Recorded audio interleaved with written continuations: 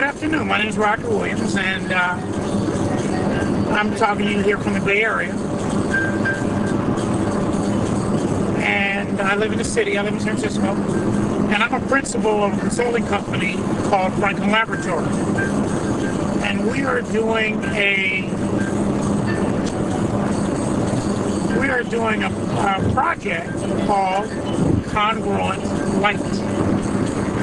And the purpose of the project is to broaden the understanding of students, middle school and higher, about mathematics and science, and to convince them that the hurdle that they are used to learn mathematics can be lessened if the subject matter that you're learning mathematics in is some subject they're interested in particular in the sciences, the so-called social sciences, economics, linguistics, geography, then the so-called hard sciences, physics, the physical sciences, physics, chemistry, biology, and also in the computational sciences. So it turns out that we are interested to partner with an educational institution to apply for a grant with the National Science Foundation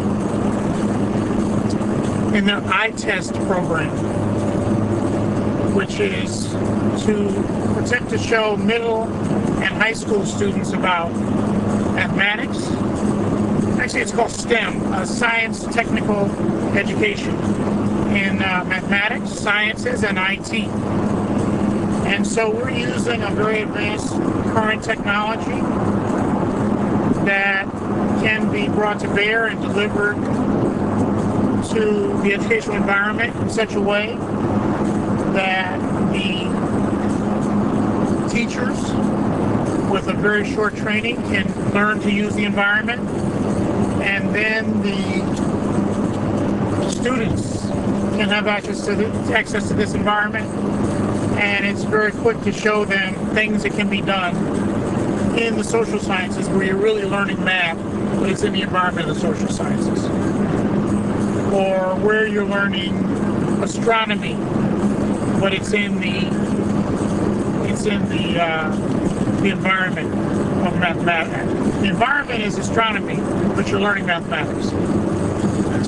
And so we're hoping to find an educational institution we can partner with, and I hope you'll contact us. My phone number is 415-240-2340, and my email address is rogerw@searchrdvms.com. Thank you very much, and I hope you will be able to find this useful, and feel free to contact me. Okay, I'm going to show you a couple of examples. The first is from biotech. This is rendered using 70 lines of open source code. It's an insulin molecule created geometrically by X-ray crystallography, downloadable from a government website to any classroom in the world. So I can rotate it, and I believe these are space-filling molecule representations. So you can see I can spin it around. And then I can take out the sulfur, which is the yellow, and I can take out the nitrogen, which is the blue. And then I can spin it around some more.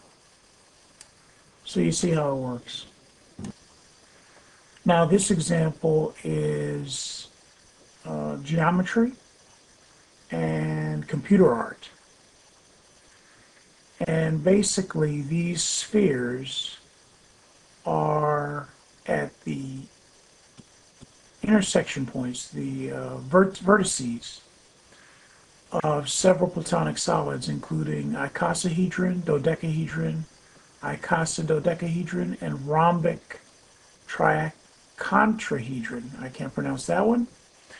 But I can. This is also about 70 lines of open source code, 75 lines of open source code, and I can modify the sphere sizes,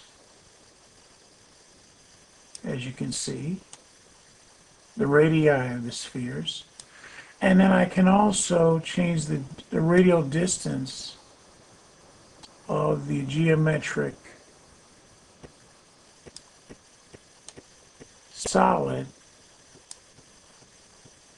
as you can see here. And then I can also, I believe I can rotate this, yep, to get a better look at it. And then I can continue modeling. So it's from the social sciences. This is actually quite an amazing application here.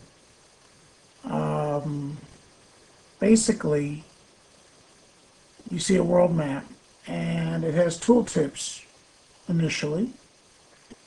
And you can drag the mouse over any of the countries. That's Mauritania, and there's France. And here's the population in the area and the length of the coastline. So if we go to the US, there's a population in scientific notation, the area and the coastline length. And then we can go to Brazil, and there's a population, Russia, China, India, Australia. So obviously even that right there means a lot of data is coming over. The polygon of the country, the projection of the map, and 3 attributes: the population, the area, and the coastline length, and the name of the country. Now I'm pointing to Ukraine.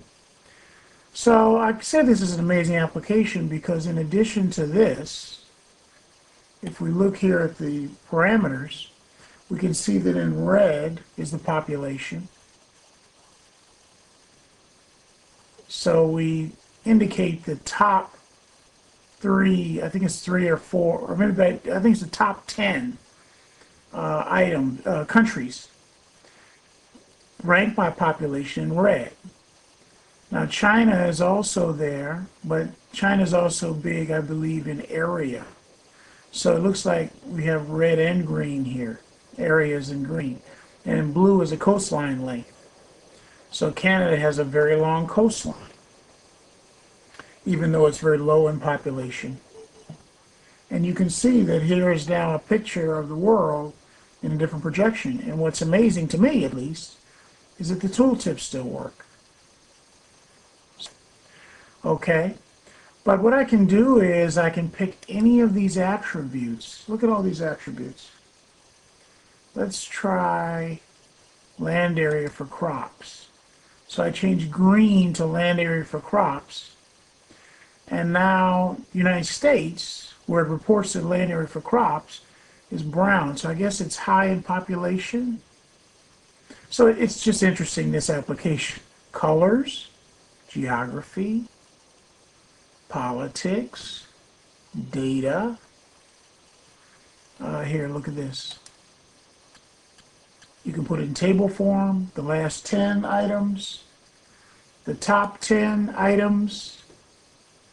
If we change the red from population to oil exports, it's a completely different list. We can take that list and make it into a map. Obviously, the oil exporting countries are the OPEC countries. And then we can also change the projection, and all the tooltips still work. So this is just an amazing application which has so much data in it and so many options. It's obvious, you can see how powerful this is. And if someone were, it's very easy to change the code. So if someone were interested, we could change the mathematics, we could change the way it looks at the attributes, and we could also change the way the code works.